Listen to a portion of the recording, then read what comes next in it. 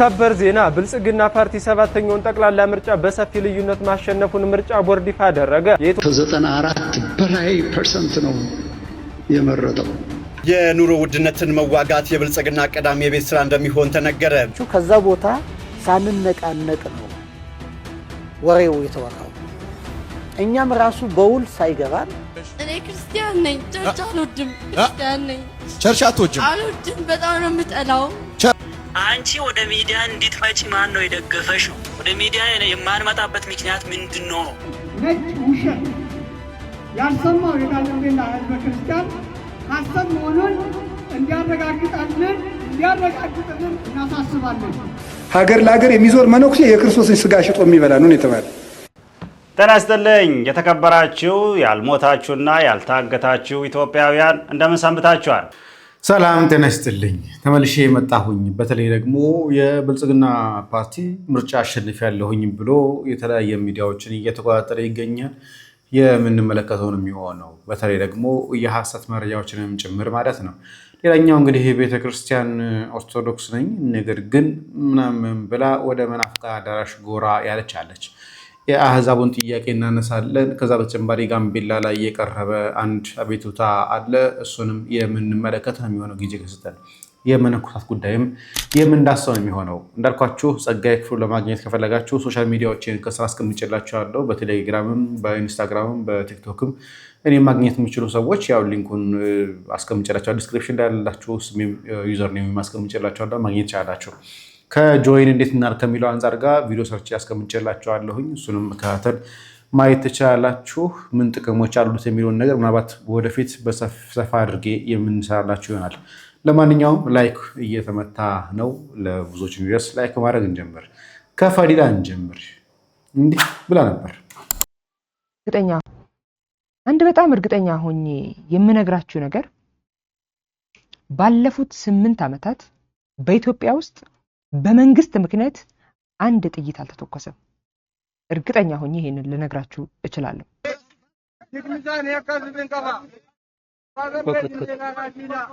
ይሄ ልጅ አስታውሳችሁት? ሰንበት ተማሪ የነበረው ወጣት አማኑኤል ወንድሙ በመንግስት አካላት ነበር እንደዚሁ ፊቱ ላይ ሽጉጥ፣ ልብሱ ላይ አንገቱ ላይ ሽጉጥ አድርገውበት የራሱ ሽጉጥ አስመስለው ሰንበት ተማሪውን የገደሉ ሰው ናቸው። ይሄ ብቻ አይደለም፣ ደግሞም ይህንንም ሰው የገደለው የራሱ የመንግስት አካላት ናቸው። ንጹሃን ምንም አይመለከታቸው፣ ምንም ጋር የሚገናኝ ነገር የሌላቸውን ሰዎች የገደለ ሰው ነው። መንግስት በንጹሃን ላይ ተኩሶ አልገደለም የሚለው እንደምትመለከታቸው መከላከያ ያለው ፖሊሶች ነው ያሉት። እንደዛም ሆነው ግን ምንም ነገር ያላጠፋውን ልጅ ገለውታል። ግን እንደ ፈዲላ አይነቱ ሆዳደር የሆኑ አካላት ግን መንግስት ንጹሃን አልገደለም ይላሉ።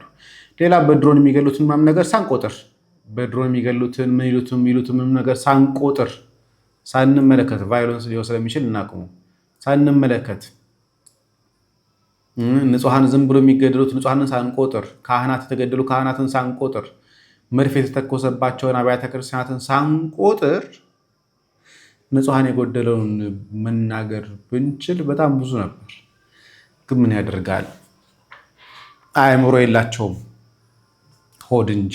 ሰበር ዜና ብልጽግና ፓርቲ ሰባተኛውን ጠቅላላ ምርጫ በሰፊ ልዩነት ማሸነፉን ምርጫ ቦርድ ይፋ አደረገ። የኢትዮጵያ ብሔራዊ ምርጫ ቦርድ የሰባተኛውን ጠቅላላ ምርጫ የመጨረሻ ማጠቃለያ ውጤት ዛሬ ይፋ አድርጓል። የቦርዱ ምክትል ሰብሳቢ አቶ ተስፋዬ ንዋይ በሰጡት መግለጫ መሰረት ብልጽግና ፓርቲ በህዝብ ተወካዮች ምክር ቤት 438 መቀመጫዎችን በማሸነፍ በሰፊ ልዩነት አሸናፊ ሆኗል። ፓርቲው በፌዴራል ደረጃም ሆነ ምርጫው በተካሄደባቸው ሁሉም ክልሎችና የከተማ አስተዳደሮች አብላጫውን መቀመጫ ተቆጣጥሯል። በውጤቱ ማሳወቂያ መርሃ ግብሩ ላይ ፕሬዝዳንት ታዬ አጽቀሥላሴን ጨምሮ ከፍተኛ የሥራ ኃላፊዎችና አምባሳደሮች ተገኝተዋል። ሐሳባችሁን በኮሜንት አጋሩኝ። ፎሎ በማድረግ ቤተሰብ ሁኑ።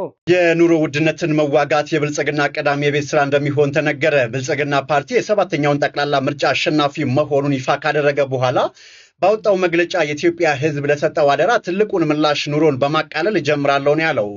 ይህ አነጋጋሪ የምስጋና መልእክት 3 ዋና ነጥቦችንም ይዘዋል።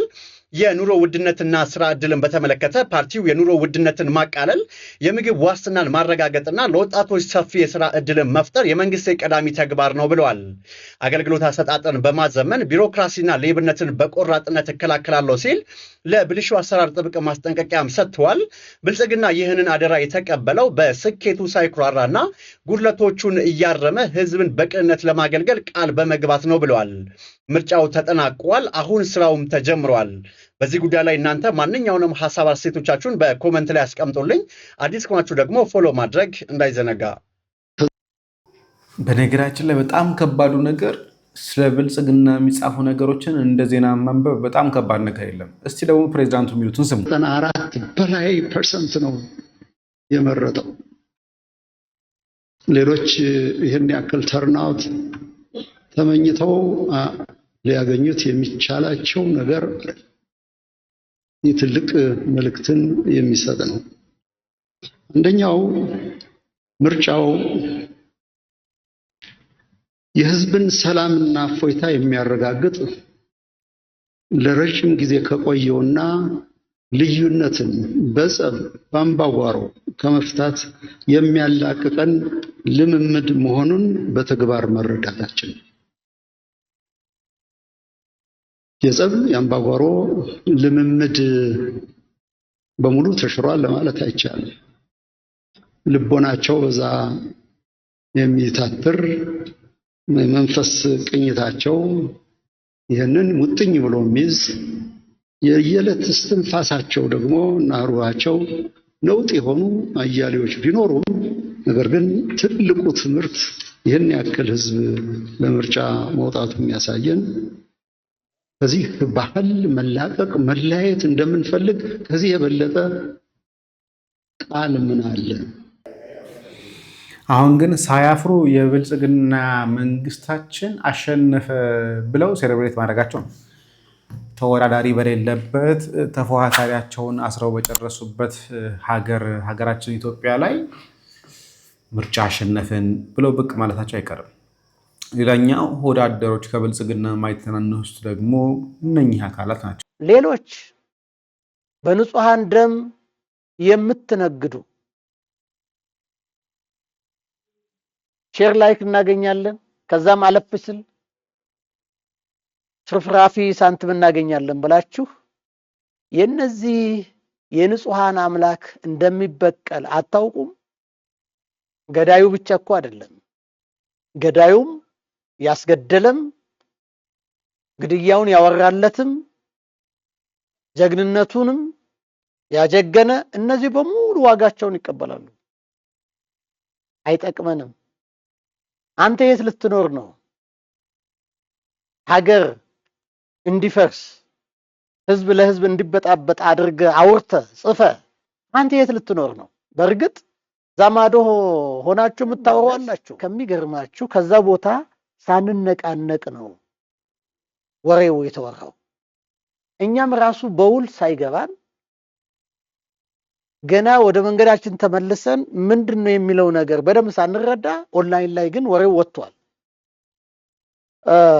መንገድ ዘጊው ነው ያወራው ወይንስ ከሱ ጋራ የሚተባበር ኃይል ነው ያወራው? አናውቅም። እጅግ አስገራሚ ነው። ሲወራ ደግሞ በድፍረት ለሚፈልጉት አጀንዳ አድርገው ነው የሚያወሩትና በእውነት በጣም አስገራሚ ነው። መሬት ላይ ተኩሶ ከሚገለው ያልተናነሰ ነው። ሐሰትን ወሬ ማሰራጨት፣ የሌለን ነገር ማውራት ጥይትን ተኩሶ ከመግደል የተለየ አይደለም። ምክንያቱም ብዙዎችን የሚያቆስል ነውና። በተለይም ደግሞ በጣም የሚሳደቡ አባቶችን የሚሳደቡ ግለሰቦችም የተሳተፉበት ነው። በጣም የሚገርም ነው። ሰዎች ከመሬት ተነስተው ለሚያገኙት ፍርፍራፊ ሳንቲም ወይንም ዝናና ክብር እግዚአብሔር ያከበራቸውን ሰዎች ሲያዋርዱ እንደፈለጋቸው ሲናገሩ ያውሬው መንፈስ ነው ብለን ለማለት የግድ እንገደዳለን። ስለዚህ ለዛ ምንም ቦታ የሚሰጥ አይደለም። እውነቱ ይሄ ነው። የሚታወቀው ይሄ ነው። በእውነት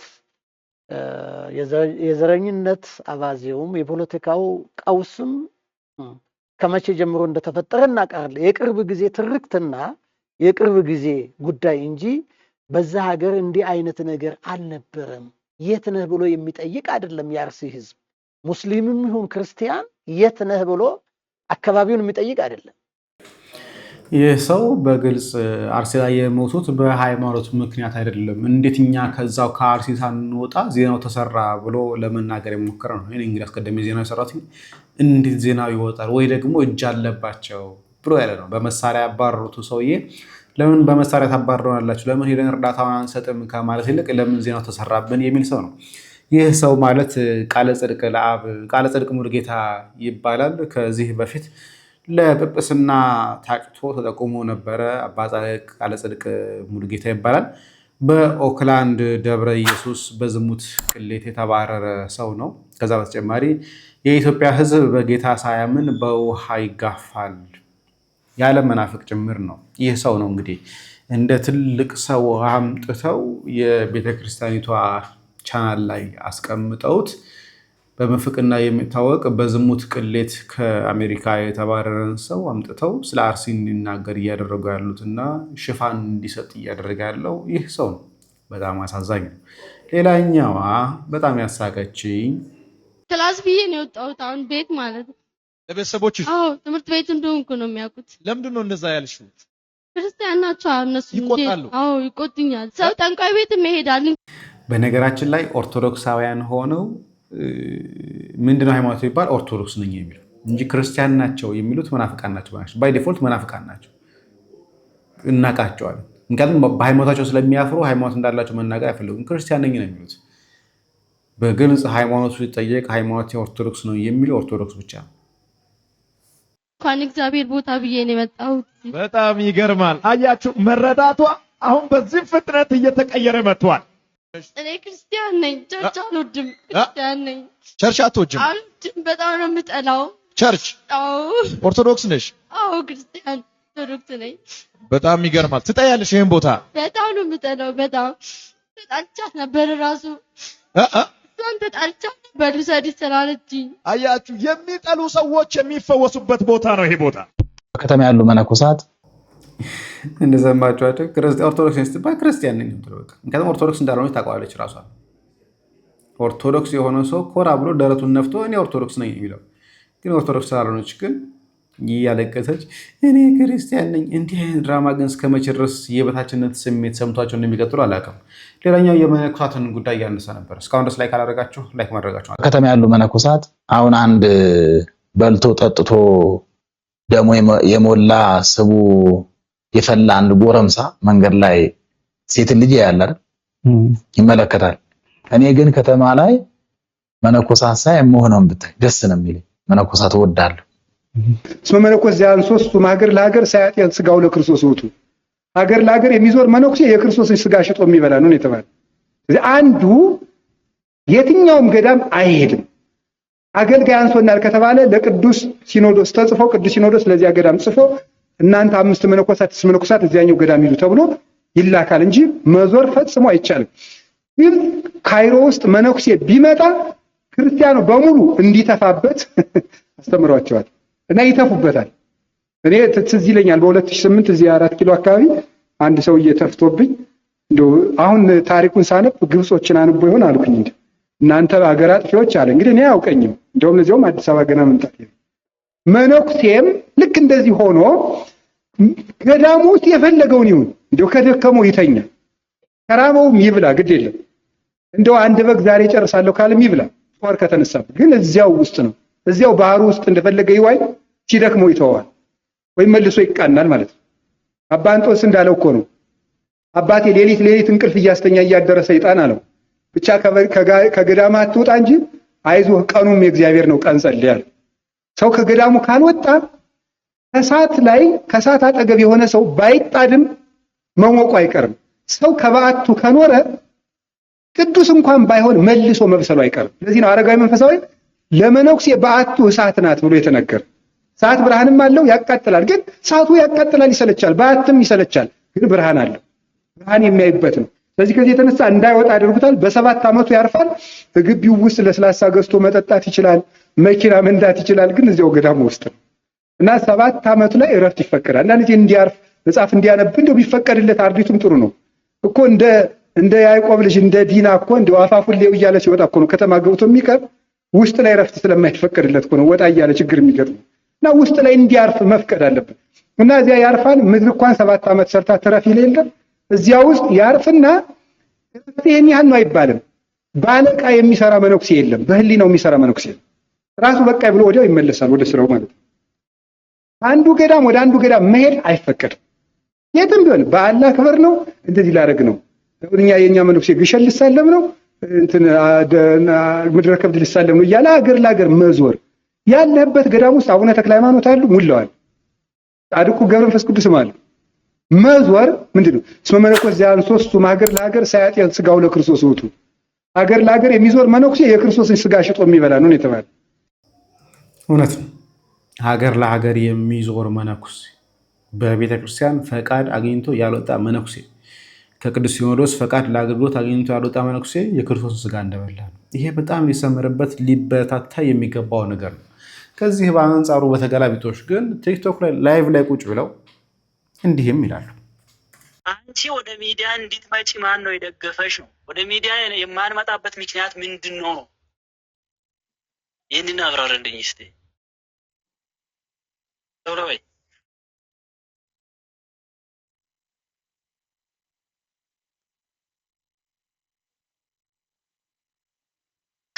አይ ማለት ሶሻል ሚዲያ መጠቀም ግዴታ ነው ወይ ለመነኮሳት? መነኮሳት መኖሪያቸው የት ነው? ሻባ ይሄን መልሱልኝ። መነኮሳት የት ነው የሚኖሩት? መጽሐፈ መነኮሳት ራሱን የቻለ ቀኖና አለው አይደለ? መነኮሳት የሚኖሩበት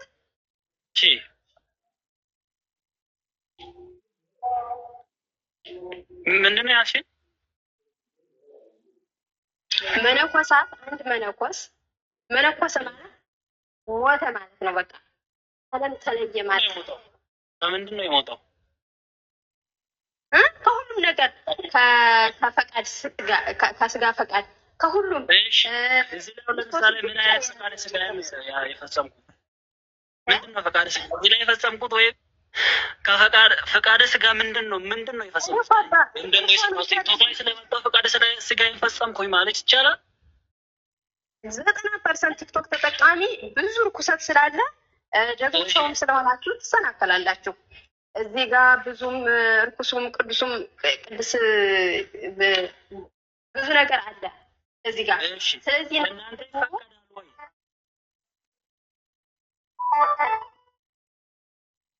እናንተ ይፈቀዳል? ቁርጣ አይፈቀድም። አባ ግን እኛ ጋር እየተወዳደራችሁ እናንተ የማይፈቀድ ከሆነ ለምን መጣሽ?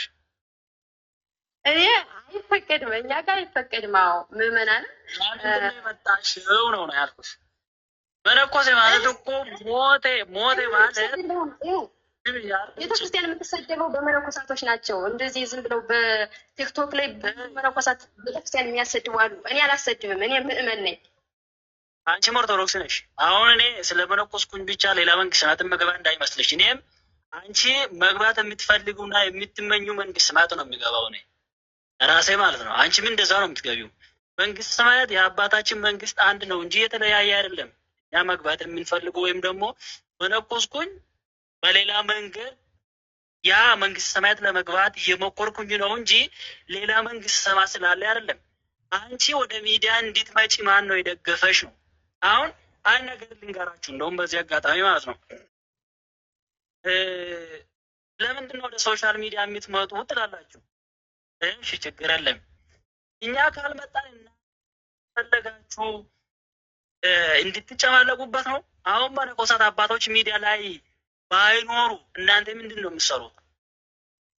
ሚዲያ ላይ ምንድን ነው የምትሰሩት? ምን መስራት ነው የምትፈልጉት? እውነት አሁን እኛ ከሚዲያ ብንጠፋ እናንተ ከሚዲያ ትጠፋላችሁ? ግብዝ ስለሆናችሁ እኮ ነው። ወይም ደግሞ አስመሳይ እንደ ምንድን ናቸው? እንደ ፋሪሳውያን እንደነሱ ናቸው። እናንተ የምትሰሩት በድብቅ የምትሰሩት ስራ ማለት ነው፣ ስራ አይደለም። እግዚአብሔርን መነኮሳትን ግን አባቶችን መነኮሳት፣ ዲያቆናት እንዲሁም ደግሞ ምንድን ነው ይሄ ጳጳሳት ትችታችሁ ሲጀመር እናንተ ራሳችሁን ይወቁ። መጀመሪያ ለምን ምን አገባችሁ እናንተ? ምን አገባችሁ? እኛ የምንሳሳት ከሆነ ለራሳችን ነው። በቃ እኛ ነው የምንወርቀው እንጂ እናንተ አትወርቁ። ትክክል ሰው ከሆናችሁ ቆይ አድምጪኝ። መጀመሪያ አዳመጥኩሽ አይደለም? አድምጪኝ። ስለዚህ መነኮሳት እዚህ ላይ ሲመጡ ይሄንን ነገር አድርጉልን ብሎ አይደለም የሚመጡት። አድርጉልኝ ብሎ አይደለም የሚመጡት ለማስተማር መልእክት ለማስተላለፍ ነው። ይሄ ደግሞ ጌታችን መድኃኒታችን ኢየሱስ ክርስቶስ ያስተማረው ነው። በጣም ነውር ነው። ከዚህ ላይ መስማቱ ተገቢ አይደለም። ለመነኮሳት የተሰራላቸው ሕግ አለ። አንለስ ምንኩስናውን ትዳርን ሽሽት ካልሆነ በቀር ለመነኮሳት የተሰራላቸው ቦታ፣ የተሰራላቸው አካባቢ፣ የተሰራላቸው ሕግም ስርዓትም ጭምር አላቸው።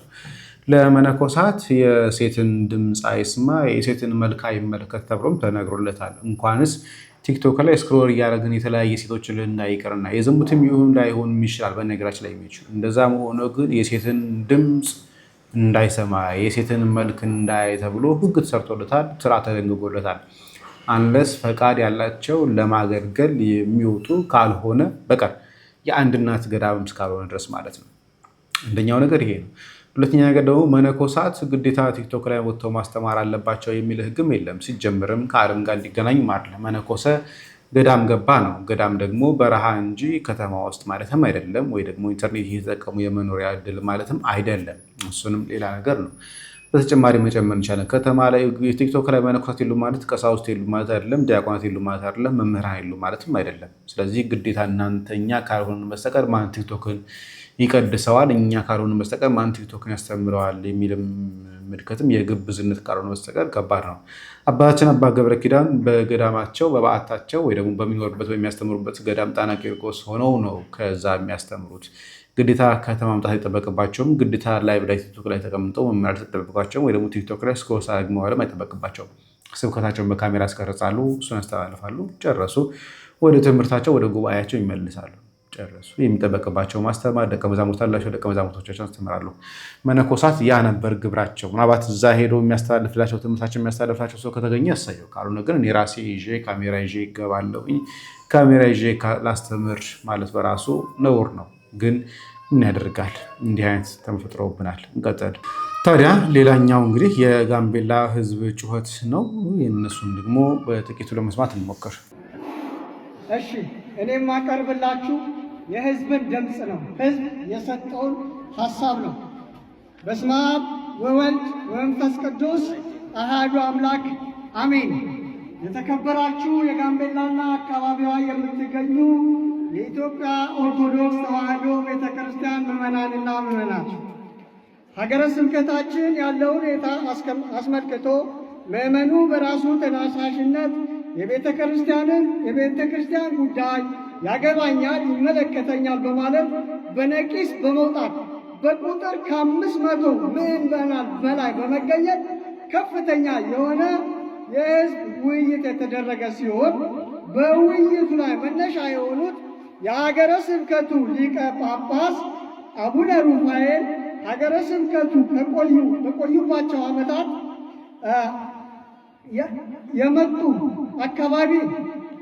የመጡ አካባቢ መልካም ጅምር ያሳዩ ቢሆንም ነገር ግን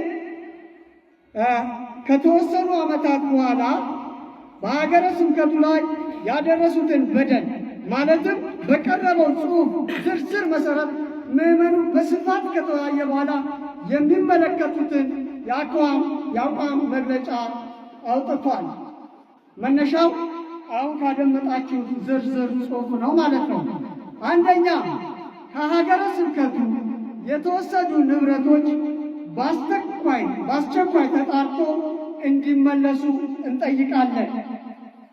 ሁለተኛ፣ እስካሁን ድረስ ከአብያተ ክርስቲያን የተሰበሰቡ ለጠቅላይ ቤተ ክህነት መግባት የነበረበት ገንዘብ ተጣርቶ ተጠያቂ እንዲደረጉ እንጠይቃለን።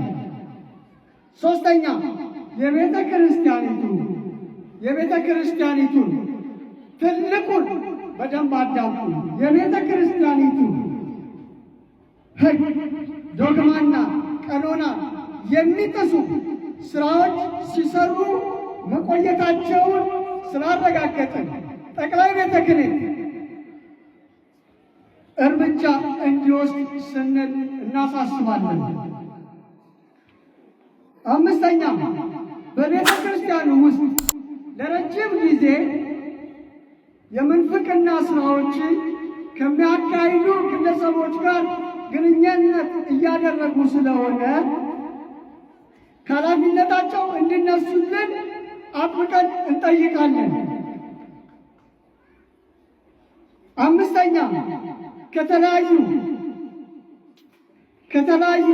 በቤተ ክርስቲያኑ ስም ከተለያዩ ግለሰቦች፣ ድርጅቶች፣ ተቋማት በቤተ ክርስቲያኑ ስም ገንዘብና የተለያዩ ዕቃዎች ወስደው ለመመለስ ፈቃደኛ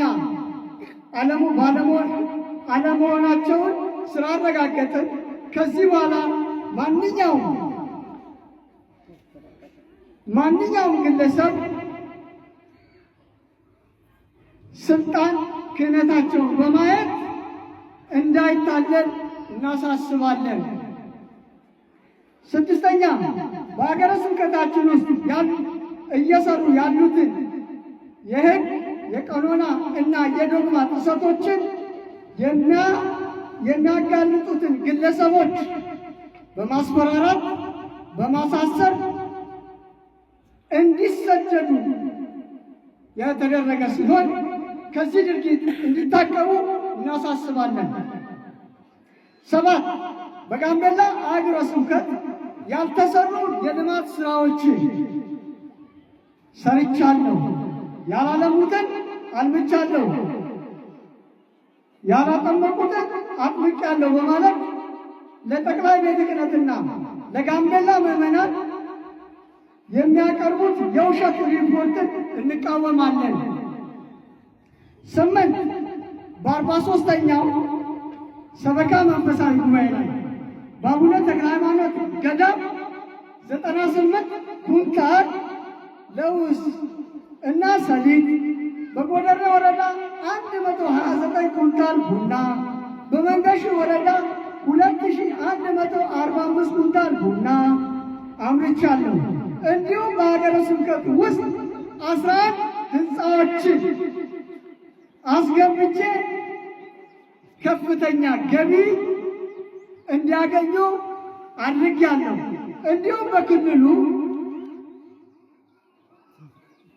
3 ፎቆችን አስገንብቼ ትምህርት ቤቶችን ከፍቼ 13 ፎቆችን አስገንብቼ ትምህርት ቤቶችን ከፍቼ አገልግሎት እንዲሰጡ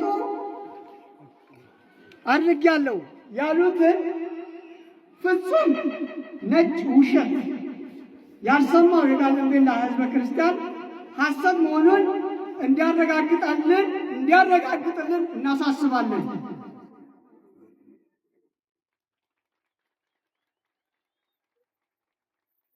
9ኛ ሊቀ ጳጳሱ በፈጸሙት በዘረፋ ወንጀል የሚመለከተው አካል ለሕግ እንዲያቀርብልን እንዲጠይቅልን በሕግ እንዲቀርብልን እንጠይቃለን። 10ኛ እኚህ አባት በአካባቢያችን ላይ ብዙ በደልን ያደረሱ በመሆናቸው በአባትነት እንዲሁም በሊቀ ጳጳስነት ዳግም የምንሸከምበት ጫንቃ ስለሌለን ፈጽሞ የማንቀበላቸው መሆንን እያሳሰብን በምትተካቸው ቀድሶ የሚያቆርብ ወንጌልን የሚሰብክ የሚረግም ሳይሆን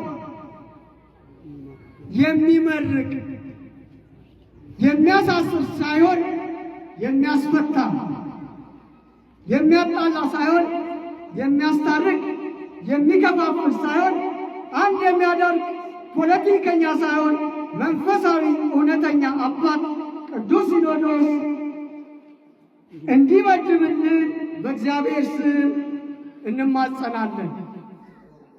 ወስብሐት ለእግዚአብሔር። እናመሰግናለን። በጣም ብርቱዎች ናቸው። ማድረግ ያለባቸውን ነገር በሙሉ አድርገዋል። እንደኛ በመንፈቅና የሚጠረጠሩ ሰዎች ጋር አብረው የሚሰሩ አብረው የሚሳተፉ ናቸው። በዝርፊያው ይሳተፋሉ፣ ከዝርፊያው ተካፋይ ናቸው።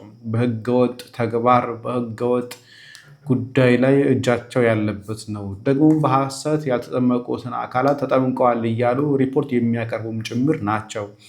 እሱ ብቻ አይደለም፣ በጉባኤ ላይ ያልተመረተን ምርት አምርተናል ብለውም ጭምር እስከ መናገር ድረስ የደረሱ ናቸው። እንዲህ ያሉ አባትን ቀድሰው የማያቀርቡ አባትን ሳይሆን ቀድሰው የሚያቀርቡ ደግሞም እጃቸው ከፖለቲካ የጸዳ አባት እንፈልጋለን እና ይመደብልን ብለዋል። ትክክለኛ አግባብነት ያለው ጥያቄ ነው። መጠየቃቸውም እሰይ የሚያስብል ነው። ሌላም ቪዲዮ ነበረ፣ ነገር ግን ይረዝምባችኋል። ምናልባት ጊዜ ካገኘን እግዚአብሔር ከፈቀደልን በነጋታው በሚኖረን ቪዲዮ ላይ የምንመለከተው ነው የሚሆነው። ታዲያ ይህን ቪዲዮ ለብዙዎች እንዲደርስ ሼር ማድረጋችሁን አትርሱ። እንዴት ሜምበርሺፕ ጆይን እናድርግ የሚለውን ነገር አሁን በዚህ ቪዲዮ መጨረሻ ላይ አስቀምጥላችኋለሁ። እስከ ፍጻሜ ድረስ ተከታተሉት። ቸር ቆዩ። እንዴት ጆይን እናድርግ የሚለውን ነገር ጠይቃችሁኛል። እዚህ ጋር እንደምትመለከቱት ጆይን ምትላለች። እሷን ስትነኳት ወደዚህ ይመጣላችኋል። እናንተ የፈለጋችሁትን $5 $10 እያለ የሚቀጥላለ። ስለዚህ $10ን ጆይን ማድረግ ብትፈልጉ ትነኩታላችሁ። የዛን ጊዜ የሚጠይቃችሁ የክሬዲት ካርድ ምናምን ነገር ይጠይቃቸዋል። አድ ክሬዲት ካርድ የሚላለ። ስለዚህ የዛን ጊዜ ባይ ትሉታላችሁ። ይሄ ክሬዲት ካርድ ፎርሙን ትሞላላችሁ። የት እንዳላችሁ ከሞላችሁ በኋላ ሴቭ ካርድ የሚለውን ስትነኩት ቀጥታ ሜምበርሺፕ ጆይን እንዳደረጋችሁ ይነግራችኋል ማለት ነው።